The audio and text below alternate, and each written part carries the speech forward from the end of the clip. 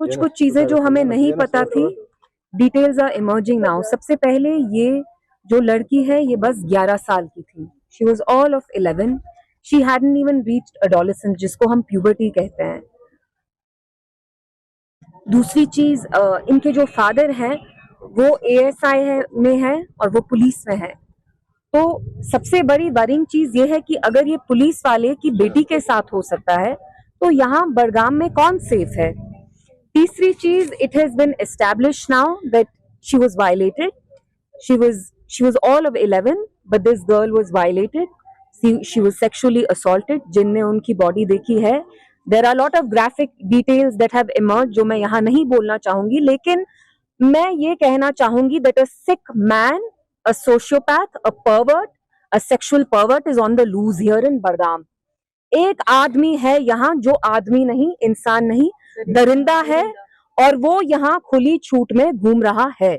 जहां से ये मिली है, जिस घर से बाहर मिली है, वहां के सीसीटीवी कैमरास तक तोड़े गए हैं।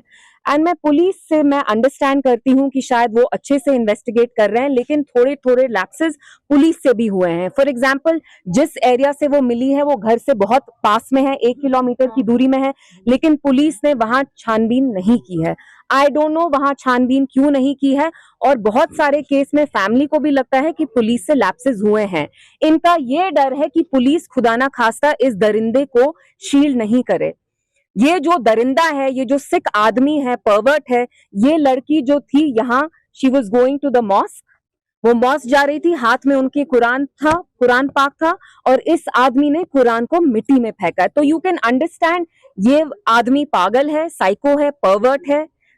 he is a sick man on the loose, so he needs to be arrested ASAP, क्योंकि यहाँ जो बाकी बच्चियां हैं they are also not safe। तो मैं पुलिस को रिक्वेस्ट करती हूँ, इल्तिजा करती हूँ कि ये आदमी जो है, we don't know if he is a drug addict, drug consume करके, शराब पी के उसने चीजें की हैं, क्योंकि you have to be really sick to do this to a 11-year-old girl who hasn't even reached adolescence, who's not even reached puberty।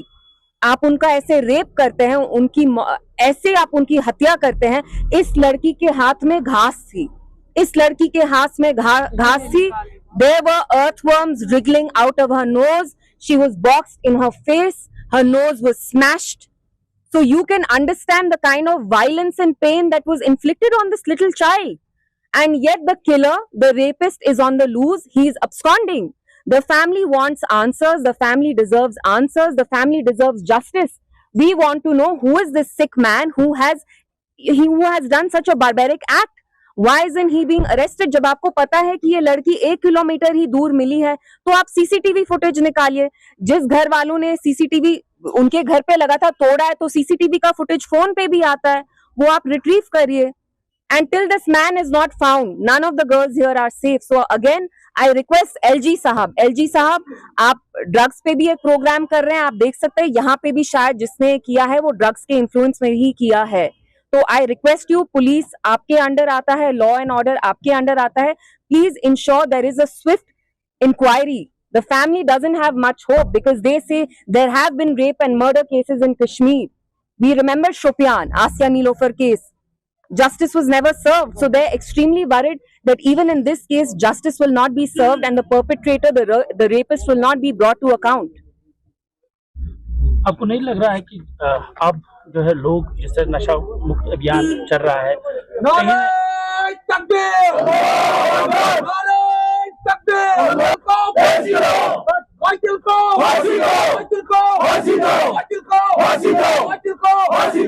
आपको नहीं लग रहा है कि हर एक को अब सामने आना होगा, चाहे मुस्लिम गुरूज है या जितने भी रिलीजन से उनके को सामने, ताकि ड्रग्स जिस तरह से फैल रहा है उसको हम रोके, क्योंकि कहीं ना कहीं इस चीज को उसके साथ भी जोड़ा जा रहा है। जी, there is a very clear drug opiate problem that has gripped Kashmir, and it has gripped Kashmir to the extent कि यहाँ हो सकता है जिसने किया वो ड्रग एडिक्ट ही हो, क्योंकि ऐसी हरकत तो कोई मतलब समझदार इंसान तो नहीं करेगा, जो होश में भी होगा। शायद खराब इंसान, कौन सा आदमी एक 12 साल की लड़की को पकड़ के उसका सलवार फाड़ के उसकी ये हालत करेगा, कुरान पाक फेंकेगा घास में, and he'll violate a girl who's not even reached adolescence। And मैं मीडिया से अपील करती हूँ, कल से आप लोग डिजिटल प्लेटफॉर्म्स, आप सब लड़कियों की फोटो चढ़ा रहे हैं, please for click baits for click baits, for rage baits, आप अपना वो वायरल करने के लिए प्लीज ऐसा मत करिए। आपकी भी माएँ हैं, बहनें हैं, it is the families appeal as well that you immediately delete her pictures. आप लोगों ने अपने पोर्टल्स पे जहां जहां चढ़ाई हैं, प्लीज डिलीट। जैसे भी जब भी ऐसे क्राइम्स सामने आते हैं, हमने देखा है कि उसके बाद जो है कल्प्रिट्स जो है उनको सेंट्रल जेल भेजा जाता है। लोगों की डिमांड है कि कोई ग्रेव पनिशमेंट उनके लिए होनी चाहिए। Yes, the family is also demanding कि आप ऐसा बिल लाइए which acts as a deterrent for rapists, which acts as a deterrent for people like this man, this sick pervert who's on the loose, so that it prevents them from indulging in such acts. I think even we'll have to bring more strict laws so that men understand that they cannot do this and get away with it. They cannot get away with it without having to pay a price. आपने किसी लड़की की इज्जत लूटी, उसकी family उजाड़ दिया, उसकी फैमिली को आपने कंप्लीटली उजाड़ दिया है। The mother is devastated, the father is devastated, this is the aunt, you can see इनकी क्या हालत है। So we need more strict laws, but before that we need to catch this man because he is on the run in Budgam. यहाँ की लड़कियां safe नहीं है। ये लड़की 4 बजे दिन के निकली है, within 2 hours she was gone. Where did she go? Where did she disappear into thin air? उनको किसने पकड़ा? We want answers. The family wants answers. They deserve answers. They deserve closure. They deserve justice.